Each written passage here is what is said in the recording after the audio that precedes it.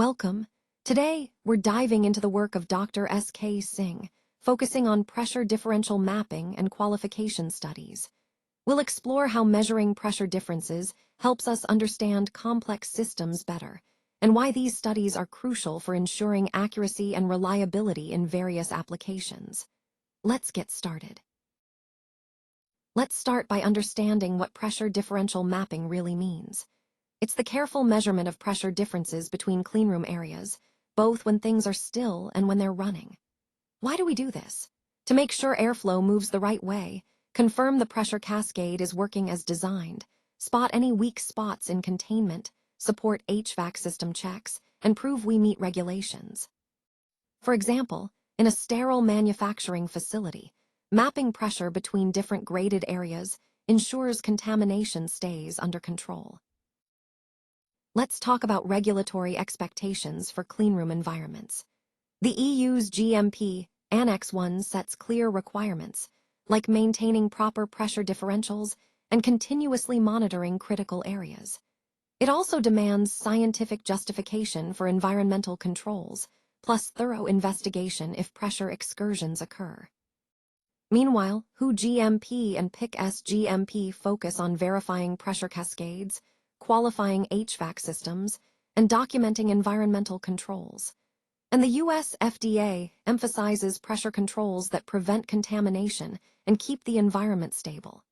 Together, these standards guide how we manage cleanroom conditions. Pressure mapping is critical because it helps us avoid serious risks. Without proper pressure control, we face reverse airflow, contamination getting in, cross-contamination between areas, and even failures in maintaining sterility. These issues can lead to regulatory problems, too.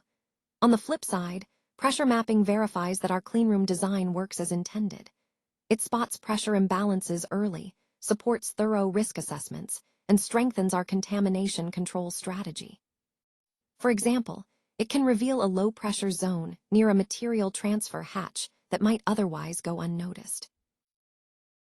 Our design objective here is to maintain proper airflow through a pressure cascade, from grade B down to grade C, then grade D, and finally the corridor.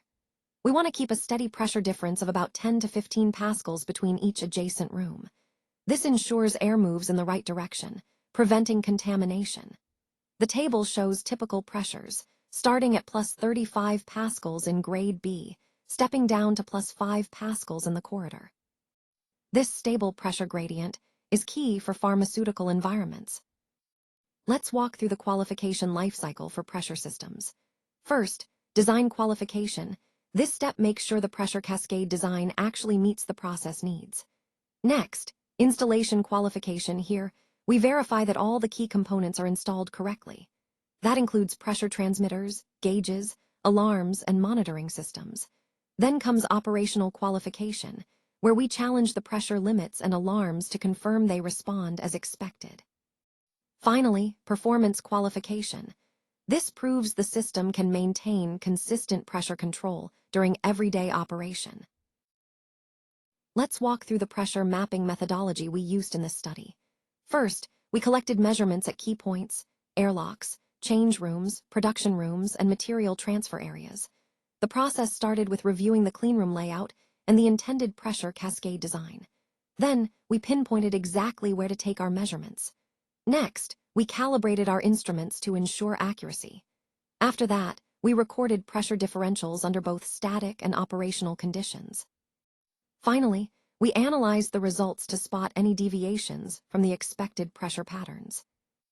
Let's break down how we calculate the pressure differential in this example.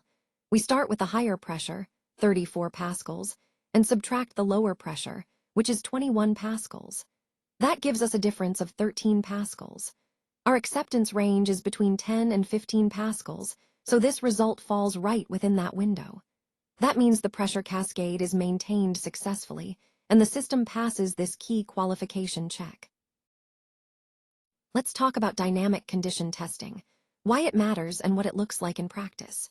Pressure cascades don't always behave the same way when things are moving. People walk by, equipment runs, doors open and close, materials move through. These real-world actions can change pressure levels.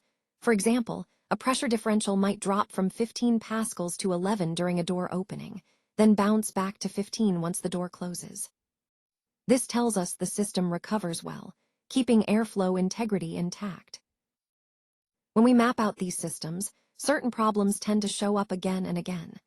HVAC issues like fan imbalance, damper malfunctions, and clogged HEPA filters are common culprits.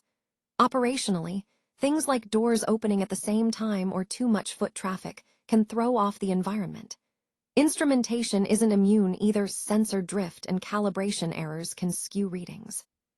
For example, we once found the pressure between grade B and grade C was just 6 pascals, because a partially blocked HEPA filter was choking the airflow. Let's talk about documentation, trending, and compliance, the backbone of reliable operations.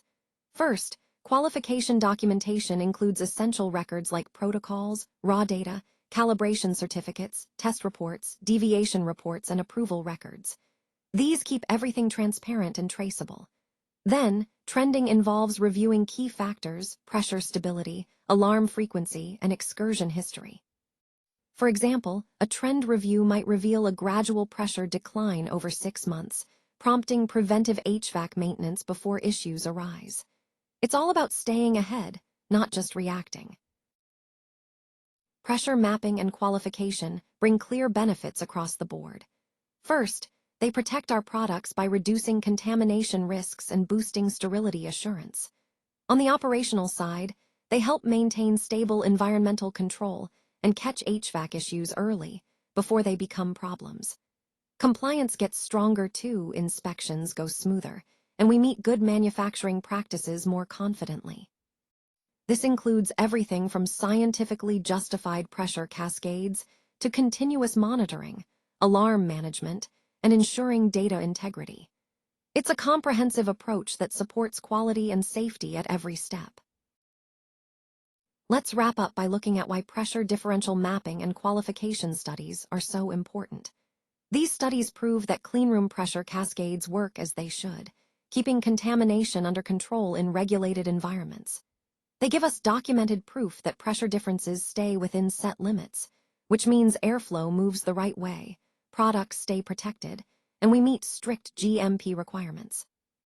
A solid program helps spot pressure imbalances, fine-tune HVAC systems, and support risk-based contamination control.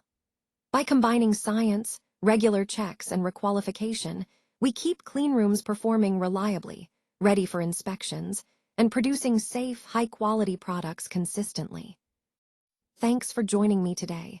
If you want to dive deeper or have any questions, don't hesitate to reach out. I'm here to help. And once again, thank you for your time and attention. It's been a pleasure sharing this with you. This video was created with SlideSpeak. Visit SlideSpeak to turn your presentations into engaging AI-narrated videos.